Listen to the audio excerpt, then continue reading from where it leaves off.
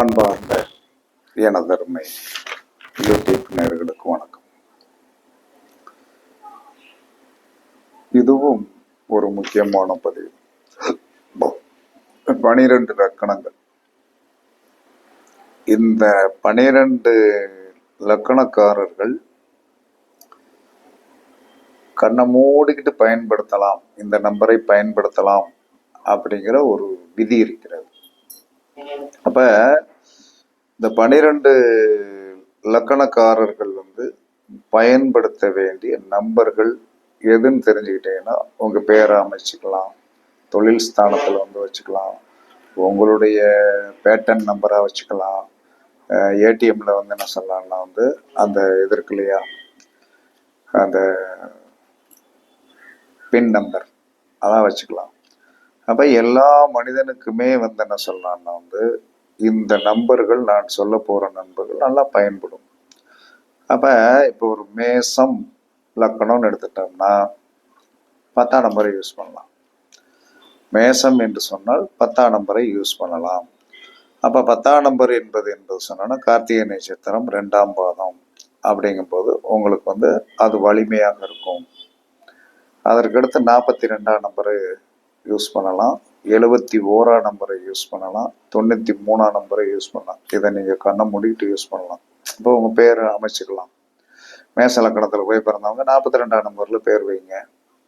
தொழில் ஸ்தாபனத்துக்கு வைக்கணும்னா 93ஆம் நம்பர்ல பேர். ஏன்னா லாங்கா வரும் இல்லையா, அப்பங்கும் போது என்ன சொல்லலாம், இதெல்லாம் யோகத்தை கொடுக்கக்கூடிய ஒரு இதுக்கு யோகத்தை கொடுக்கக்கூடிய இதுக்கு நம்ம இது 10ஆம் நம்பர் என்பது கார்த்திகை நட்சத்திரம்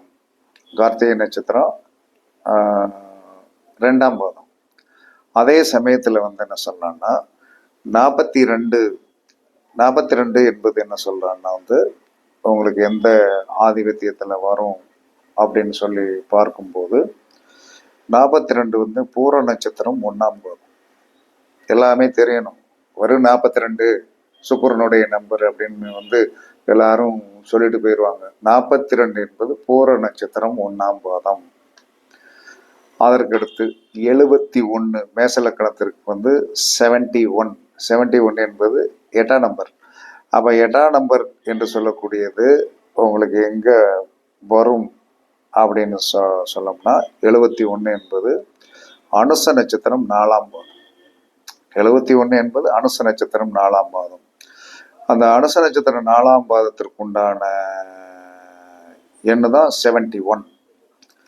அதற்கடுத்து 93 என்பது என்ன சொல்லலாம்னா 9 3 12, அதாவது குருவுடைய நம்பர். 9 3 12 3. அப்ப அந்த 93 என்று சொல்லக்கூடியது எங்க வரும் அப்படின்னு சொல்லி பார்க்கும்போது என்ன சொல்லலாம்னா 93 என்பது என்ன சொல்றான்னா பூரட்டாதி நட்சத்திரம் 3ஆம் பாதம். அப்ப பூரட்டாதி நட்சத்திரம் 3ஆம் பாதம் என்பது ஒரு அற்புதமான விஷயம். ஆமா, ஏன்னா குபேரனுடைய ஆதிபத்தியம் உடையது. அப்ப ஒரு நம்பர் என்பது ஒரு நட்சத்திரத்துடைய எத்தனாவது பாதம் என்பதை தெரிஞ்சு வச்சிருக்கணும். சும்மா என்ன சொல்லலாம்னா நம்ம எதுவுமே 51ல பேர் வச்சிருக்கேன், 42ல பேர் வச்சிருக்கேன், எல்லாரும் இப்போ தனக்கு தானே பேர் வச்சுக்கணும். உங்களுக்கு அந்த நம்பர்ஸ்க்கு உண்டான நட்சத்திர பாதங்கள் தெரியணும். அதற்கடுத்து ரிஷபம் என்பது ரிஷப லக்கணத்துல போய் பிறந்தவங்க 22ஆம் நம்பர்ல பேர் வைக்கலாம், 45ஆம் நம்பர்ல பேர் வைக்கலாம், 88ஆம் நம்பர்ல பேர் வைக்கலாம், 77ஆம் நம்பர்ல பேர் வைக்கலாம். இந்த ரிஷபத்திற்குண்டான 22 என்று சொல்லக்கூடியது இது ஒரு ராகுவுடைய நம்பர். அப்ப ராகுவுடைய நம்பர் அப்படின்னு சொல்லி வரும்போது இது மிதனத்துல வரும். அப்ப 22 என்பது திருவாதிரை நட்சத்திரம் 3ஆம் பாதம். திருவாதிரை நட்சத்திரம் 3ஆம் பாதம். 22 என்பது திருவாதிரை நட்சத்திரம் 3ஆம் பாதம். அதற்கடுத்து 45 அப்படின்னு சொல்லக்கூடியது 45 என்று சொல்லக்கூடியது என்ன சொல்றான்னா எங்க வரும் அப்படின்னு சொல்லி பார்க்கும்போது என்ன சொல்றான்னா 45 அப்படிங்கும்போது சொன்னா செவ்வாயுடைய ஆதிபத்தியமுடைய நம்பர். அப்ப அந்த 45 அப்படின்னு சொல்லக்கூடியது எங்க வரும், சித்திரை நட்சத்திரம் 1ஆம் பாதமா வரும். 45 என்பது சித்திரை நட்சத்திரம் 1ஆம் பாதமாக வரும். அதனால 45 என்பது சித்திரை நட்சத்திரம் 1ஆம் பாதம். 88 அப்படின்னு சொல்லக்கூடியது கேதுவுடைய ஆதிபத்தியம் உடையது. அப்ப கேதுவுடைய ஆதிபத்தியம் உடையது மூல நட்சத்திரம் 2ஆம் பாதமாக வரும். 88 அப்படிங்கிறது மூல நட்சத்திரம் 2ஆம் பாதமாக வரும். அதற்கு அடுத்து 77 அப்படின்னு சொல்லக்கூடியது புதனுடைய நம்பர். அப்ப அந்த 77 புதனுடைய நம்பராக இருக்கிற காரணத்தினால அது என்ன எங்க இருக்கு அப்படின்னு சொல்லி பார்க்கும்போது என்ன சொல்லலாம்னா உங்களுக்கு மீன ராசியில என்ன சொல்றான்னா ரேவதி நட்சத்திரம் 1ஆம் பாதமாக வரும். சார் இதெல்லாம் எங்க இருந்து உங்களுக்கு இந்த மாதிரி நம்பர் சொல்றீங்களேன்னு நீங்க கேட்கலாம். நேமராஜன்ல ஹீப்ரு பிரமிடு அப்படின்னு சொல்லக்கூடிய ஒரு புக் இருக்கு. ஹீப்ரு பிரமிடு அப்படின்னு சொல்லி இப்ப இந்த புக்கு பப்ளிஷ்ல இருக்கா இல்லையான்னு எனக்கு தெரியாது. அதுல ஒரு சார்ட்டே இருக்கு. அப்ப படிச்சது ஒரு 20 வருஷம் இருக்கும் நான் படிச்சது. அப்ப இதை இந்த மாதிரி இருக்கும்போது அது உண்மையாகத்தானே இருக்கிறது. அப்படிங்கிறதுனால இப்ப இது ஒரு தேவை. ஒரு வீடியோவில் என்ன சொல்லனா ஒருத்தர் 45 பேர் வச்சிருக்காருன்னா 45 என்பது 4 5 9 என்ன சொன்னா செவ்வாயுடைய நம்பர் அப்படின்னு சொல்லிட்டே இருப்பீங்க. அது நட்சத்திரம் என்ன அது என்ன சொன்னான்னா சித்திரை நட்சத்திரம் என்ன சொன்னா நான் 45 என்பது என்ன சொல்றான்னா சித்திரை நட்சத்திரம் 1ஆம் பாதமாக வரும். அப்ப சித்திரை நட்சத்திரம் 1ஆம் பாதமாக வருகின்ற காரணத்தினால கன்னிராசியில் இருக்கின்ற சித்திரை நட்சத்திரம் 1ஆம் பாதமாக வரும். அப்ப நம்ம இதெல்லாம் தெரிஞ்சு வச்சோம்னா தான் நமக்கு ஒரு பிடிப்பு கிடைக்கும். அதே சமயத்துல மிதுன ராசியில போய் பிறந்தவங்க 8ஆம் நம்பர்ல பேர் வைக்கலாம், 72ல பேர் வைக்கலாம், 92ல வைக்கலாம், 06ல பேர் வைக்கலாம். அப்ப இந்த 8ஆம் நம்பர் என்பது பூச நட்சத்திரம் 1ஆம் பாதம். பூச நட்சத்திரம் 1ஆம் பாதம்.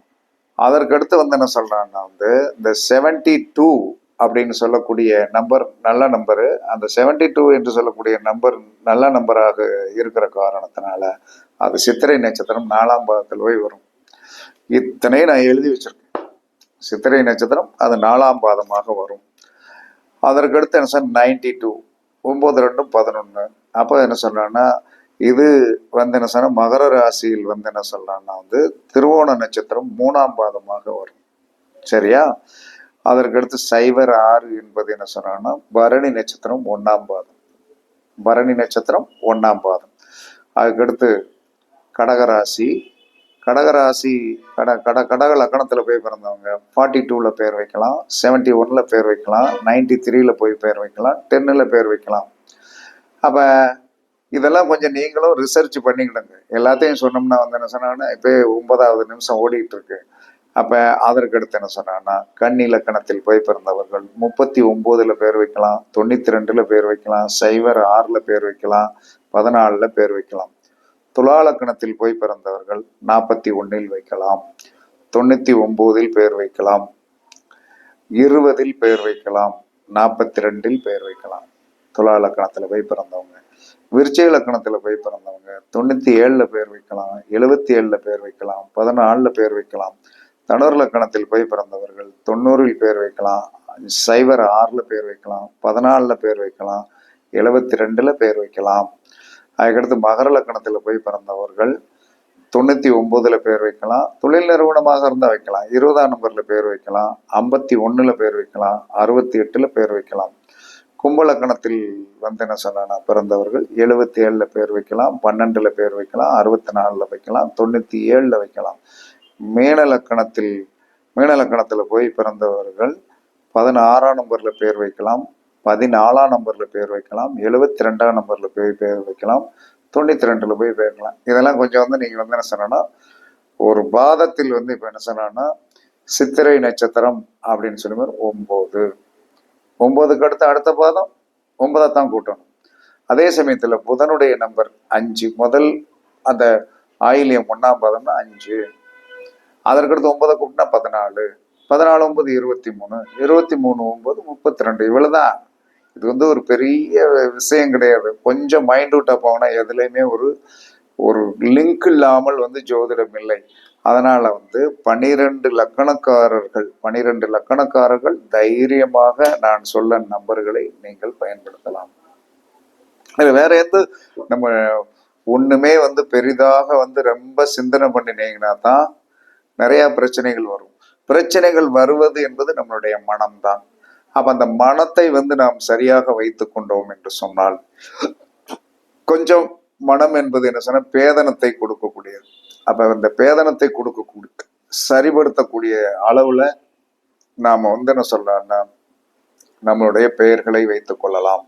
அதனால மேசன களத்தில் போய் பிறந்தவர்கள் 10, 42, 71, 93லும், ரிஷபலக்கணத்தில் போய் பிறந்தவர்கள் 22, 45, 88, 77லும், மிதுனலக்கணத்தில் போய் பிறந்தவர்கள் 08, 72, 92, 06லும், கடகலக்கணத்தில் போய் பிறந்தவர்கள் 42, 71, 93, 10லும், சிம்மலக்கணத்தில் போய் பிறந்தவர்கள் 64, 88, 77, 04லும், கன்னிலக்கணத்தில் போய் பிறந்தவர்கள் 39, 92, 06, 14லும், துலாலக்கணத்தில் போய் பிறந்தவர்கள் 41, 99, 20, 42லும், விருச்சிக லக்கணத்தில் போய் பிறந்தவர்கள் 97, 77, 14லும், தனுசு லக்கணத்தில் போய் பிறந்தவர்கள் 90, 06, 14, 72லும், மகர லக்கணத்தில் போய் பிறந்தவர்கள் 99, 20, 51, 68லும், கும்பலக்கணத்தில் போய் பிறந்தவர்கள் 77, 12, 64, 97லும், மீனலக்கணத்தில் போய் பிறந்தவர்கள் 16,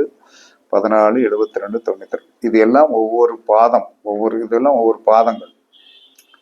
அப்ப இதோட கூட்டுத்தொகைக்கு தக்கன நமக்கு எடுத்தோம்னா வந்துடும். ஆரம்பத்தில் அசுபதி நட்சத்திரம் என்று சொன்னால் 7, 7ஓட 9 கூட்டி அப்படியே எல்லாத்தையும் கொண்டு வாங்க. பரணி நட்சத்திரம்னா 6, 6ஓட 9 கூட்டி எல்லாம் கொண்டு வாங்க. அதற்கடுத்து என்ன சொன்னா கார்த்திகை நட்சத்திரம் அப்படின்னு சொல்லி வரும்போது கார்த்திகைன்னா என்ன சொன்னா 1ஆம் நம்பர், 1, 9ஐயும் கூட்டினா 10, 19, 28 இப்படி வரிசையாவே வந்துடும். அதே மாதிரி என்ன சொன்னா நீங்கள் ஒரு நட்சத்திரத்திற்கு 4 பாதம், 4 பாதத்தை எழுதி நீங்க கரெக்டா 4 பாதத்தை எழுதுங்க. கார்த்திகை நட்சத்திரம் 1, 2, 3, 4, 1, 1, 9, 10, 10, 9, 19, 28. அதே மாதிரி இதே என்ன சொன்னா கேதுவோடைய நம்பருக்கு என்ன சொன்னா இந்த வரிசை ஆரம்பத்துல இருந்தே வரிசையா கொண்டு வரணும் நம்பர்களை. என்ன சொன்னா அதுக்கடுத்து ரோகிணி நட்சத்திரம் 2ஆம் நம்பர்ல ஆரம்பிக்கும். ரோகிணி நட்சத்திரம் 2ஆம் நம்பர் 2, 9, 11, 11, 9, 20, 20, 9, 29 இப்படி வரும். அதற்கடுத்து அடுத்ததுல என்ன 29 ஒரு 9, 38 அப்படின்னு வரும். 38 ஒரு 9 என்ன சொல்ல 47 அப்படின்னு வரும். 47 ஒரு 56 அப்படி வரும். இது ஒரு பெரிய வித்தைக்கு உண்டான விஷயம்லாம் கிடையாது. ரொம்ப கான்பிடண்டா தான் நீங்களும் என்ன சொன்னா என்ன மாதிரி பேச முடியும். ஆனால் ரொம்ப சிந்தனை வேணும். இப்ப நான் குறிச்சு வச்சிருக்கேன், அதனால என்ன சொன்னா இலகுவாக சொல்ல முடியுது. இல்லைன்னா மைண்டை என்ன சொன்னா பேச விடாம குழப்பி விட்டு. இதெல்லாம் ஜோதிடத்தில் இருக்கின்ற பாதங்களுக்கு உண்டான நம்பர்களே இருக்கிறது. அதே பாதங்களுக்கு உண்டான நம்பர்களை என்ன சொல்லலாம் நான் வருஷக்கிழமை நான் எல்லாம் எழுதி வச்சிருக்கேன். எழுதி வச்சதுனால அந்த ஒரு முந்தி என்ன ஒரு 20 வருஷத்துக்கு முன்னாடி இந்த புக்கு கிடைச்சது. இந்த புக்கில் பார்த்து நான் எழுதி வச்சிருக்கேன். இதே மாதிரி நான் நேமராஜில் படி கரெக்டாக ப்ரிப்பரேஷன் பண்ணி வச்சிருக்கிறதுக்கெல்லாம் காரணம் இந்த மாதிரி ஒரு அமைப்பு இருக்கிறது. நேமராஜில் என்பது என்ன சொன்னா உண்மைதான். ஆனால் என்ன சொன்னா அதை நம்ம ஜாதக ரீதியாக மிங்கிள் பண்ணி கரெக்ட் பண்ணி வைக்கணும். அப்ப தனிப்பட்ட ஒன்று என்ன சொல்றான்னா பெரிய வெற்றியை கொடுத்துரும் அப்படின்னு நம்ம சொல்ல முடியாது. நம்ம ஜாதக ரீதியா நமக்கு என்ன இருக்கிறதோ அந்த ஜாதக ரீதியாகவும் எண்ணியல் படி மிங்கிள் பண்ணிட்டீங்கன்னா நீங்களும் பெரிய வெற்றியாளர்களாக வளம் வரலாம் என்றுதான் சாஸ்திரம் சொல்லுகிறது. அதனால பரிச்சித்து பாருங்கள், வெற்றி பெறுங்கள் என்று கூறி உங்களிடமிருந்து விடைபெறுவது சிபிபாறை ஜோதிடர் சாதி ராகவன் ஜெயபாலாஜி. சுகமே சூழ்க, சுகமே சூழ்க, வாழ்க வளமுடன், வாழ்க வளமுடன். வணக்கம், வணக்கம், வணக்கம்.